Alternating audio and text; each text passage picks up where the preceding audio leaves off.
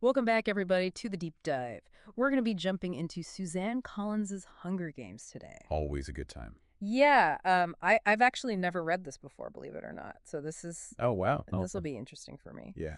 Um, we've got excerpts from the first book, hmm and we're really going to try to understand Katniss's journey. I think that's a great way to look at this book. Yeah. Yeah. So right off the bat, Collins drops us into District 12, and it is bleak. Yeah. We're talking like desperate poverty people struggling just to survive. It sets the stage. Yeah. Doesn't it? Yeah. And I mean, and so it makes sense, right? Like it really helps us understand who Katniss is. Yeah. And it's not just poverty, is it? Yeah. It's a very specific type of poverty. Right. It's this poverty that's like maintained, Mm-hmm. right? Yeah. The capital's actively controlling the districts, keeping them impoverished and dependent. Mm-hmm. And that's where I think the tesserae system is just so interesting. You know, they can enter their children's names multiple times for the reaping Right. Right. in exchange for grain and oil. Yeah. It's like a lifeline. Yeah, but it's a really messed up lifeline. It is, isn't it? It forces the poor to risk their children's lives. Right. Just for basic necessities. It's like survival. It's like a chilling example of how the capital manipulates the districts. Yeah. Yeah, and we see that, I think, simmering resentment kind of right away in Katniss. Oh, absolutely. Yeah. Like in her thoughts about the capital, even before the reaping, Yeah. she's aware of the injustice, Mm-hmm. even if she doesn't quite fully grasp. Yeah, she's a teenager, right? Right. She's a teenager. She's just trying to get by. Yeah. And then, speaking of the reaping, Ugh, so much anxiety. yeah, I mean, it's Like you can feel it. you feel it, right? It's this yearly reminder Right. of the capital's absolute power over life and death. Over these people. Right. Yeah, and amidst all this darkness, Yeah. I think we see this glimmer of Katniss's character. The moment she gets that goat cheese from Prim Oh, yeah? on reaping day. It's such a small gesture, Right. but it speaks volumes Right. about their bond. Yeah, it's about family. Yeah. It's about protecting family. It really highlights that fierce protectiveness Yeah. that Katniss feels for her sister, which, That becomes huge. a driving force throughout the story. It's huge. Yeah. And then, bam, Prim's name is drawn. Just terror. It's awful. And Katniss, without hesitation, volunteers. That moment. Yeah, talk about a defining moment. So powerful, right? Yeah. Like that act of self-sacrifice. It instantly sets Katniss apart Uh-huh. as such a complex and compelling character. Right. I mean, it's about survival, yes. Right. But it's also about love. It's about family. Yeah, I think it's about protecting her family at all costs. At all costs. Yeah. This really speaks to that deeper instinct we all have Right. to shield the people we care about Yeah. in the most extreme circumstances. And then we got Peeta, oh, yeah. Yeah. the male tribute from District 12. Right. And that flashback that she has to their past encounter Right. when he left her bread Yes. that saved her family from starving. During such a desperate time. Yeah. Yeah. I mean, what is he up to? Right. Is he genuinely kind? Yeah. Or is there something more strategic? Right. That ambiguity makes their dynamics so fascinating. Yeah. And I mean, I think, too, we go from District 12 to the Capitol, Oh, yeah. and it's like another world. Completely. The opulence is insane. It's a visual representation of that power imbalance. Yeah. And it's not just the wealth, I think. No, it's the image, too, right? The image, yeah. The capital controls the image. They control the narrative. Right. Think about that whole transformation that Katniss goes through with the prep team. Right. They turn her into the girl on fire, Right. like this glamorous symbol. Yeah, and Cinna, her stylist. All sinister. So clever. Yeah. It's such a clever, like, move. He gives her this striking visual identity, Right.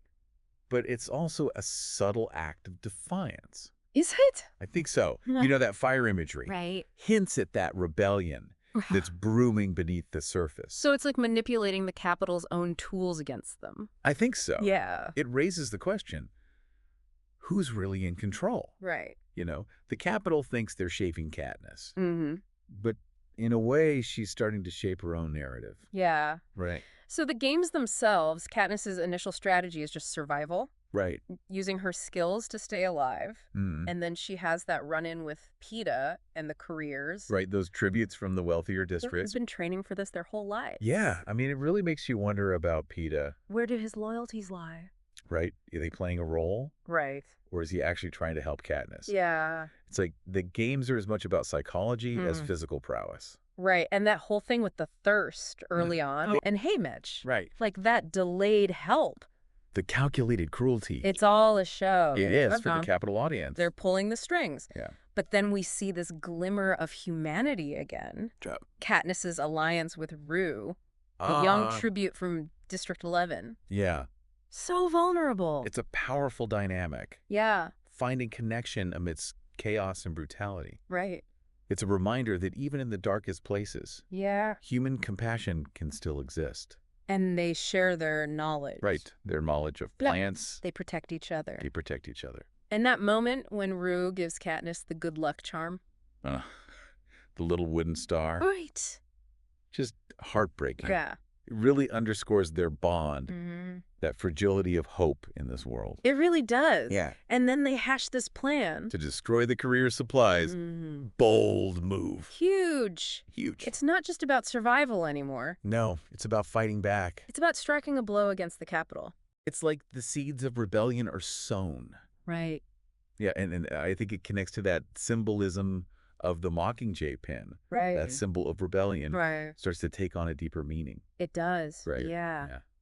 So their plan works. Right. But tragedy strikes. Rue dies. Oh, devastating. And it changes everything. It changes the course of the games. Yeah. It really does. Their motivation shifts from survival. To something much deeper. It does, yeah. This grief. Yeah. This thirst for justice. It's a pivotal moment. Totally. And then just when you think all hope is lost, the game makers announce the rule change from the same It's all manipulative. It's awful, right? It's designed to create more drama, to pit tributes against each other. But for Katniss, it's a lifeline. Yeah. A chance to honor Rue and fight for something bigger than herself. That rule change ignites a fire in her. It does, yeah. It really does. And she throws herself into protecting Peeta. Right. Nursing him back to health. The games are taking a toll on them. Physically and emotionally. Yeah. But she keeps fighting. Driven by this purpose. Yeah. This is where her character really shines. Yeah.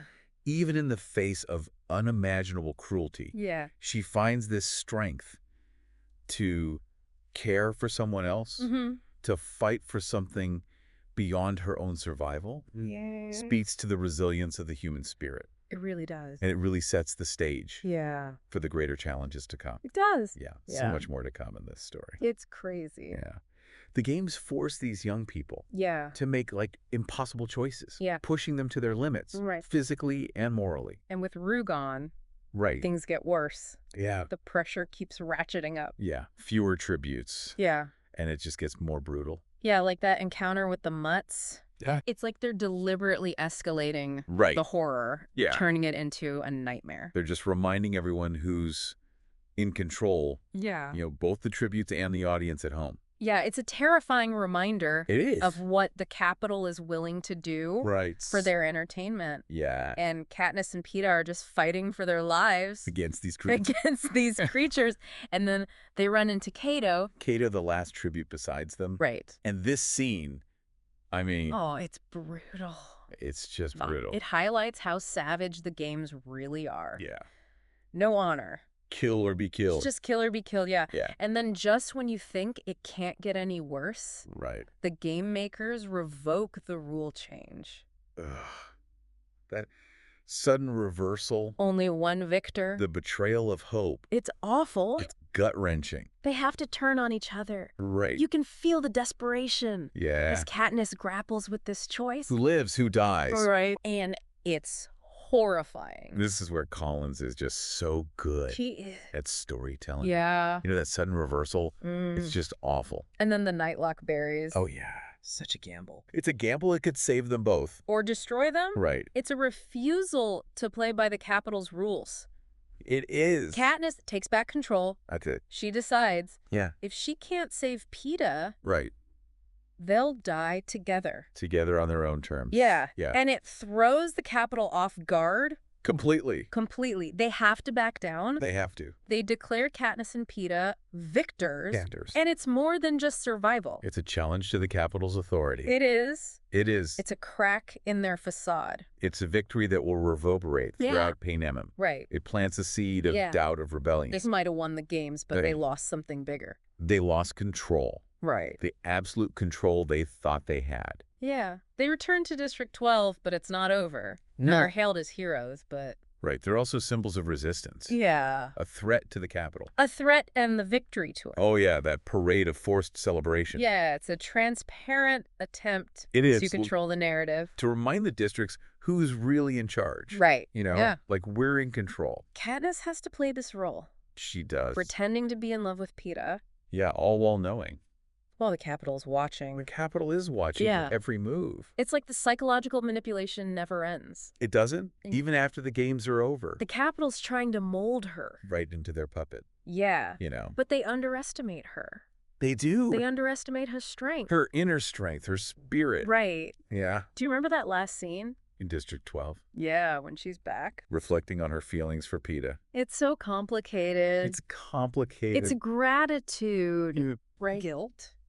Maybe even something more. It leaves you with this sense of unease. Yeah. Knowing that the games have changed her. Yeah. She's not the same girl who volunteered for her sister. Right. She's seen too much. Yeah, she's experienced too much loss. Too much loss. So what does this mean for her? Right. We've seen her transform. From a girl struggling to survive to this, like, reluctant rebel who defies the Capitol on this huge stage. But her journey's not over. No, it's not. The Hunger Games is more than just a story. Yeah. It's a social commentary. A cautionary tale. Yeah. About power. About the dangers of unchecked power. Right. Yeah. And oppression. The human cost. Yes. And it resonates with us. I think so. Because it reflects this universal struggle. Yeah. You know, finding your voice when things are unjust. Standing up for what you believe in. Even when the odds are stacked against you. And it reminds us that even small acts of rebellion can have a ripple effect. Can change things. That hope can persist. Yeah. Even in the darkest of times. Yeah, and it makes you think. It does. How would I react? Right. In that situation? Did you have the courage? What sacrifices would I make? For the people you love. Yeah. It's a lot to think about. And the story's not over. Not at all. Right. The games might be finished. Right. But the fight for Panem's future. The fight has just begun. It's just beginning. Yeah. And it's personal and political. Right. Katniss is battling the Capitol, but also herself. Her own demons. Yeah. The trauma. Yeah. The guilt. Right. Yeah. And moving into the next book, we have questions. So many questions. How will she navigate this aftermath? Right. Will she embrace her role? As this symbol of rebellion. How will her relationship with Peeta evolve? Right. Yeah. Amidst all the chaos and manipulation. It's crazy to think about, right? Wow. How the Capitol is so obsessed with this spectacle. Oh, yeah. And the violence. The violence and the entertainment? Right. And they just have zero regard for the districts. None. Like the people are suffering. And they don't care. Yeah, and it makes you think about our world, doesn't it? Oh, it really does. Yeah, like... It's like she's holding up a mirror to society. It's just a commentary. It is. Yeah. On our media-saturated culture. How easily we can become desensitized. Right, to the suffering. To the suffering of others. Others, yeah. Yeah, it's scary. It is. And so I think that's what makes Katniss's rebellion so powerful. Right. It's not some calculated political move. Right, it's like a reaction. It's visceral. Yeah. She's not just fighting for herself. No, she's fighting for everyone. Yeah. Who's been oppressed by this system. For a world where people are valued. Yeah. Where human dignity matters. Exactly. And it's fascinating how her rebellion starts with these small acts of defiance. Oh, yeah. I mean, like Peeta burning the bread. Right. Right. Or when she covers Rue's body. With flowers. With flowers, yes. Right. It's subtle. Subtle but profound. Yeah. Like they challenge the Capitol. In these little ways. Right. They chip away at the facade. They reveal the cracks. Right. And they inspire others. To resist. Yeah. Yeah, to find their own ways to fight back. And so the Capitol might control the games. Right. But they can't control the human spirit. The human spirit. That yearning for freedom. Right. Yeah, and so they win the games. Right. But they haven't won. They haven't won the hearts and minds. Of the people. Of the people. Right. Yeah. And that's what sets the stage for the rest of the series. Right. Like, how will that fire spread? Yeah. What will the consequences be for her defiance? Yeah. We're left with a sense of anticipation. Yeah. Knowing the stakes are higher than ever. Yeah. Her journey's just beginning. Right. She's going to face tougher challenges. Yeah. Tougher decisions. And the Capitol's wrath. Oh, yeah. But she's also going to find strength in unexpected places. Forge alliances. And inspire a movement that could change everything. And that's the power of stories like this, right? It is. It leaves us with questions. Right. It makes us think. It makes us think about the world around us. About our world. It inspires us. To imagine a better future. Yeah. Even when things are tough. Even when things are tough. Yeah. So as you continue on in the series, keep those questions in mind. How does a rebellion gain momentum? Yeah. What are the costs of freedom? What sacrifices? What sacrifices are we willing to make? Yeah. Are we willing to make? For a better world. For a better world. Thanks for joining us for this deep dive. It's been fun. Into the Hunger Games. Always. We hope you enjoyed it, and we'll see you next time. Bye.